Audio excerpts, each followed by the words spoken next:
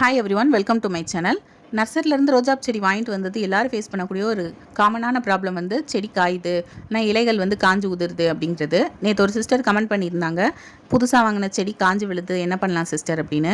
இது நானுமே நிறைய எக்ஸ்பீரியன்ஸ் பண்ணியிருக்கேன். இப்போயும் ஃபேஸ் பண்ணக்கூடிய ஒரு ப்ராப்ளம் தான். இந்த செடி வாங்கி 2 வீக்ஸ் ஆகுது, பாருங்கள் எப்படி மொட்டுக்கள் ஃபுல்லுமே வந்து அப்படியே காஞ்சு போயிருக்குன்னு சொல்லிட்டு. அதே மாதிரி இப்போ புது துளிரும் முளைச்சிருக்கு. ஸோ ஃபர்ஸ்ட் வந்து நீங்கள் ஸ்டெம்மை பார்க்கணும். ஸ்டெம்மு வந்து ஒரு மாதிரி கருப்பாகாமல் இருக்க அப்படின்னாலே உங்களால் செடியை காப்பாற்ற முடியும். கருப்பாயிருச்சுன்னா வந்து ரூட்டில் ப்ராப்ளம்னு அர்த்தம், அது காப்பாற்றுற கஷ்டம். பட் இதையுமே நீங்கள் கொடுக்குற கேரில் தான் செடி வந்து காயாமல் வந்து தப்பிக்கும். அடுத்து வந்து லீஃப் பார்க்கணும். லீஃப் வந்து இந்த மாதிரி டார்க் க்ரீன் கலரில் ஆனால் அப்படியே காஞ்சு போயிருக்குன்னா டெம்பரேச்சர் தான் காரணம். இல்லை லைட் க்ரீன் கலரில் இருக்குது, ஒரு மாதிரி நடுவில் இருக்க நரம்பு மட்டும் டார்க் க்ரீனாக இருக்குது, பழுத்து விழுது அப்படின்னா அது வந்து சத்து குறைபடின்னு அர்த்தம். இந்த மாதிரி டெம்பரேச்சர் ப்ராப்ளம் வந்து ஒன்று கிளைமேட் சேஞ்சினால் வர்றது, இன்னொன்று நம்ம ஒரு இடத்துல வாங்கி இன்னொரு இடத்துல நம்ம வைக்கும்போது அந்த செடிகளுக்கு ஏற்படுற ஒரு தாக்கத்தினால தன்னைத்தானே புதுப்பிச்சுக்கிறதுக்காக அந்த இலைகளை வந்து அது உதுத்திட்டு புது துளிர் வந்து முளைக்கும். ஆனால் அணியாக நம்ம அதுக்கு தகுந்த சப்போர்ட் கொடுக்கலன்னா அது வந்து அடுத்து முளைக்காது.